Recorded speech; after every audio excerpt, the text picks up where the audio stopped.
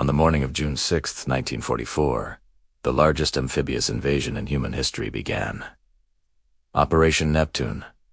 The goal: to smash through Hitler's Atlantic Wall, open a second front in Europe, and begin the liberation of France. Nearly 175,000 Allied soldiers prepared to storm a 50-mile stretch of Normandy coastline, divided into 5 sectors: Utah, Omaha, Gold, Juno, and Sword.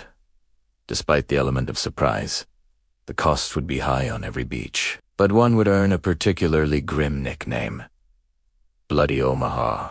The challenges faced by the American soldiers that were so immense, the entire invasion teetered on the brink of disaster. Tasked with securing this critical sector was the U.S. Army's 5th Corps, roughly 43,000 men strong. They were split into 2 main assault forces. First, the 16th Regimental Combat Team, part of the legendary 1st Infantry Division, the Big Red One. These were some of the most experienced, battle-hardened troops in the entire U.S. Army. Alongside them was the 116th Regimental Combat Team, from the 29th Infantry Division, a National Guard unit eager to prove its mettle. For fire support, each team had a tank battalion, the 741st for the 16th, and the 743rd for the 116th. Combat engineers were mixed in, their vital mission being to blast paths through the complex German beach obstacles. As a special force, 2 battalions of elite rangers were also assigned to the assault, tasked with neutralizing a critical German artillery battery at Pointe du Hoc and supporting the western flank of the beach. What they didn't know was that their intelligence was dangerously out of date. In March 1944, the relatively weak German 716th Division defending the coast had been replaced by the formidable 352nd Infantry Division. This unit was a mix of fresh conscripts and, crucially, veterans hardened by the brutal fighting on the Eastern Front. With reinforcements, the German defense now consisted of about 7,800 soldiers. These defenders weren't just scattered along the coast. They were dug into a series of 13 heavily fortified strongpoints. These positions were strategically placed to guard the gullies and ravines that offered the only exits off the beach. Each concrete bunker, each machine gun nest, was perfectly sited to provide interlocking, crisscrossing fields of fire, creating a seamless kill zone. The American plan was meticulous. The beach was divided into sectors, codenamed from west to east: Charlie, Dog, Easy, and Fox. The 116th RCT was to land on Dog and Easy green sectors, while the 16th RCT would hit Easy red and Fox green. But as the chaos of battle would soon prove, this carefully laid plan was about to be torn to shreds. In the pre-dawn darkness of June 6th, between 2 and 3 in the morning, the massive Allied fleet arrived off the Normandy coast. Soldiers began clambering down rope nets into their landing craft, tossed about by waves up to 6 feet high. Seasickness was rampant, but they held onto a sliver of hope: the belief that a massive pre-invasion bombardment from the air and sea had already softened up the German defenses. The reality was horrifyingly different, obscured by cloud cover and bad weather. The bombers had completely missed their targets. The naval artillery, firing from a distance, had also been largely ineffective. When the first wave of American troops peered over the ramps of their landing craft, not a single German strongpoint had been destroyed. Their troubles were just beginning. The infantry were supposed to be supported by amphibious Sherman tanks, designed to swim ashore and provide immediate covering fire. But of the 29 tanks from the 741st Battalion launched in the first wave, the turbulent seas proved too much for their flotation screens. 27 of them filled with water and sank straight to the bottom of the English Channel, taking their crews with them. Only 2 made it to the beach. The rough seas and strong currents also wreaked havoc on the landing craft. They were forced to drop their ramps much farther from the shore than planned. Men laden with heavy equipment jumped into water that was often over their heads. Those who weren't pulled under by the weight of their gear had to fight the waves, struggling for every foot of ground just to reach the sand, utterly exhausted before they even faced the enemy. And then, the ramps dropped.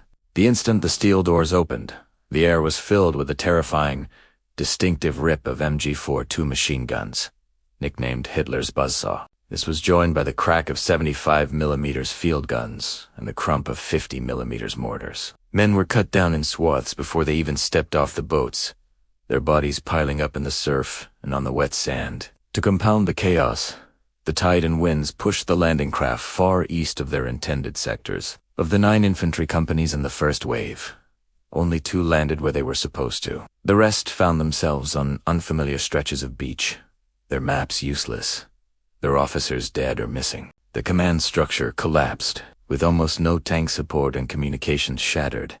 The assault devolved into a desperate struggle for survival. Small, leaderless groups of men, ad hoc units, were forced to act on their own initiative. At 7 a.m., the second wave began its run towards the shore. They expected to find the beachhead secured, but instead, they sailed into the exact same inferno as the first wave. The scene was one of utter carnage.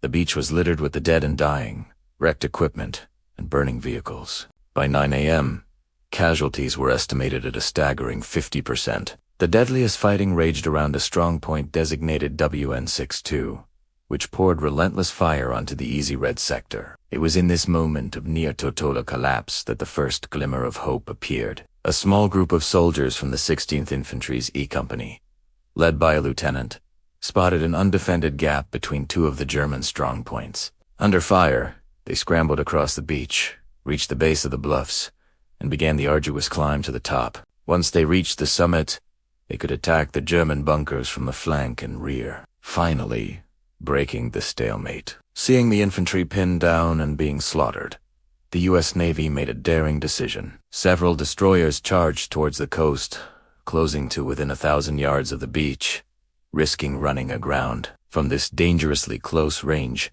they began blasting the German strongpoints with direct, pinpoint fire from their 5-inch guns. This naval gunfire, combined with the fire from the few tanks that had made it ashore, finally began to turn the tide. The German defenses started to crumble. By noon, many of the strong points had been neutralized, their defenders either killed, captured, or having run out of ammunition. American soldiers had forced 4 major breaches through the defenses, 1 on Dog White, 2 on Easy Red, and 1 on Fox Green.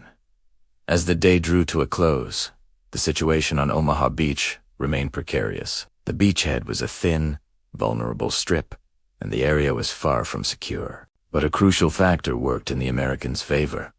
Allied air superiority had successfully cut off German reinforcements, preventing a coordinated counterattack. The successes on the other beaches also meant the Germans could unconcentrate their forces against the fragile Omaha line. By the end of D-Day, the 16th and 116th regiments had carved out a sliver of French territory about 10,000 yards wide and only 2,000 to 3,000 yards deep.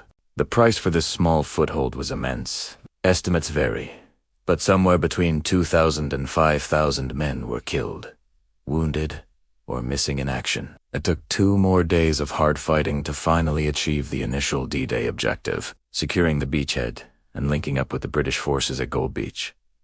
Of all the 5 landing zones, Omaha was the only one where the invasion was in genuine danger of being thrown back into the sea. It was a plan that went wrong from the very start. But in the face of disaster, it was the courage, the resilience, and the on-the-spot improvisation of ordinary men, leaderless and terrified but not broken, that transformed a catastrophe into a hard-won, bloody victory.